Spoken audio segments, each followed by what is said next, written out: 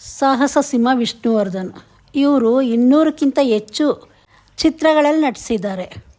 ಕನ್ನಡ ಚಿತ್ರರಂಗಕ್ಕೆ ಇವ್ರ ಕೊಡುಗೆ ಅಪಾರ. ಇವ್ರು ನಟನೆ ಮಾಡಿರೋ ಚಿತ್ರಗಳಲ್ಲಿ ತುಂಬ ಜನಪ್ರಿಯತೆ ಹೊಂದಿರೋ ಚಿತ್ರಗಳು ನಾಗರಾವು, ಸಾಹಸ ಸಿಂಹ, ಕರ್ಣ, ಸೂರ್ಯವಂಶ, ಸಿಂಹಾದ್ರಿಯ ಸಿಂಹ, ಸೂರಪ್ಪ, ಯಜಮಾನ, ಆಪ್ತಮಿತ್ರ, ಆಪ್ತರಕ್ಷಕ, ಇನ್ನೂ ಹಲವಾರು ಸಿನಿಮಾಗಳಿದೆ. ಇವ್ರು ಮಾಡಿರೋ ಚಿತ್ರಗಳಲ್ಲಿ ರೀಮ್ಯಾಕ್ ಸಿನಿಮಾ ಜಾಸ್ತಿ ಇದ್ರೇನು ಅದು ಒರಿಜಿನಲ್ಕ್ಕಿಂತ ತುಂಬ ಚೆನ್ನಾಗಿ ಮೂಡಿ ಬಂದಿದೆ. ಇವ್ರ ಸಿನಿಮಾಗಳಲ್ಲಿ ನಿಮ್ಗೆ ಇಷ್ಟವಾದ ಸಿನಿಮಾ ಯಾವುದು ಅಂದ್ಬಿಟ್ಟು ಕಮೆಂಟ್ ಮಾಡಿ ತಿಳಿಸಿ. ಮತ್ತು ಚಾನಲ್ ಸಬ್ಸ್ಕ್ರೈಬ್ ಮಾಡೋದು ಮರಿಬೇಡಿ. ಸಾಹಸ ಸಿಂಹ ವಿಷ್ಣುವರ್ಧನ್ ಇವರು ಈಗಾಗಲೇ ನಮ್ಮನ್ನೆಲ್ಲ ಆಗಲಿ ತುಂಬ ವರ್ಷಗಳಾಗಿದೆ. ಈಗಲೂ ಇವ್ರನ್ನ ಇಷ್ಟಪಡೋ ಜನಗಳು ಇವ್ರ ಅಭಿಮಾನಿಗಳ ಮನಸ್ಸಲ್ಲಿ ಹಾಗೇ ಇದ್ದಾರೆ. ಡಾಕ್ಟರ್ ವಿಷ್ಣುವರ್ಧನ್ ಅವ್ರ ಪತ್ನಿ ಭಾರತಿ ವಿಷ್ಣುವರ್ಧನ್ ಅಂದ್ಬಿಟ್ಟು ಎಲ್ರಿಗೂ ಗೊತ್ತು. ಭಾರತಿ ವಿಷ್ಣುವರ್ಧನ್ ಇವರು ತುಂಬ ಚಿತ್ರಗಳಲ್ಲಿ ನಾಯಕಿಯಾಗಿ ನಟಿಸಿದ್ದಾರೆ. ಇವರು ಒಂದು ಕಾಲದಲ್ಲಿ ಟಾಪ್ ಹೀರೋಯಿನ್.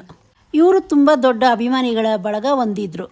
ಇವರಿಬ್ರಿಗೂ ಇಬ್ಬರು ಹೆಣ್ಮಕ್ಳಿದ್ದಾರೆ ಅಂತ ಹಲವಾರು ಜನಕ್ಕೆ ಗೊತ್ತು. ಇವರಿಬ್ರಿಗೂ ಸ್ವಂತ ಮಕ್ಕಳಿಲ್ಲದ ಕಾರಣದಿಂದ ಇಬ್ಬರು ಹೆಣ್ಮಕ್ಳನ್ನ ದತ್ತಕ್ಕೆ ತಗೊಳ್ತಾರೆ. ಅವ್ರನ್ನ ಸ್ವಂತ ಮಕ್ಕಳಿಗಿಂತ ಹೆಚ್ಚಾಗೇ ನೋಡ್ಕೊಳ್ತಾರೆ. ಇಬ್ಬರನ್ನು ತುಂಬ ಪ್ರೀತಿಯಿಂದ ಬೆಳೆಸ್ತಾರೆ. ಇವರಿಬ್ಬರು ಮಕ್ಕಳಲ್ಲಿ ಒಬ್ಬ ಮಗಳು ಕೀರ್ತಿ ವಿಷ್ಣುವರ್ಧನ್ ಇವರೆಲ್ರಿಗೂ ಗೊತ್ತು. ಯಾಕಂದರೆ ಇವರು ತುಂಬ ಕಡೆ ಕಾಣಿಸ್ಕೊಳ್ತಾರೆ. ಅವ್ರದ್ದು ಯಾವುದೇ ಸಮಾರಂಭ ಆಗಲಿ ಇಲ್ಲ ಚಿತ್ರಕ್ಕೆ ಸಂಬಂಧಪಟ್ಟ ಫಂಕ್ಷನ್ಸ್ ಆಗಲಿ ಇದರಲ್ಲೆಲ್ಲ ಇವರು ಕಾಣಿಸ್ಕೊಳ್ತಾರೆ. ಇವ್ರ ಮದುವೆ ಆಗಿರೋದು ನಟ ಅನಿರುದ್ಧ್ ಅವ್ರನ್ನ. ಅನಿರುದ್ಧ್ ಅವರು ಕಿರುತೆರೆಗೂ ಎಂಟ್ರಿ ಕೊಟ್ಟಿದ್ದರು. ಈಗಾಗಲೇ ಕೆಲವು ವರ್ಷದಿಂದ ಜೊತೆಯಲ್ಲಿ ಅನ್ನೋ ಸೀರಿಯಲಲ್ಲಿ ನಟನೆ ಮಾಡಿದರು. ಅದು ತುಂಬಾ ಹೆಸರು ಮಾಡಿತ್ತು. ತುಂಬ ಜನ ಏನು ಅಂದ್ಕೊಂಡಿದ್ದಾರೆ ಅಂದರೆ ವಿಷ್ಣುವರ್ಧನ್ ಅವ್ರಿಗೆ ಒಬ್ಬೇ ಮಗಳಿರೋದು ಅಂದ್ಕೊಂಡಿದ್ದಾರೆ.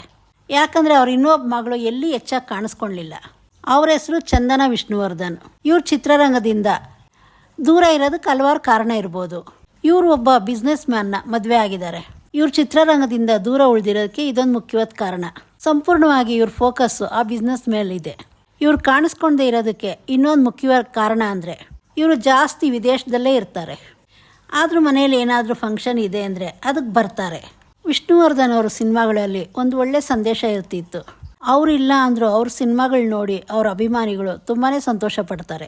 ಇದ್ರ ಬಗ್ಗೆ ನಿಮ್ಮ ಅಭಿಪ್ರಾಯ ಏನು ಕಮೆಂಟ್ ಮಾಡಿ ತಿಳಿಸಿ. ಮತ್ತು ಚಾನಲ್ ಸಬ್ಸ್ಕ್ರೈಬ್ ಮಾಡೋದು ಮರಿಬೇಡಿ.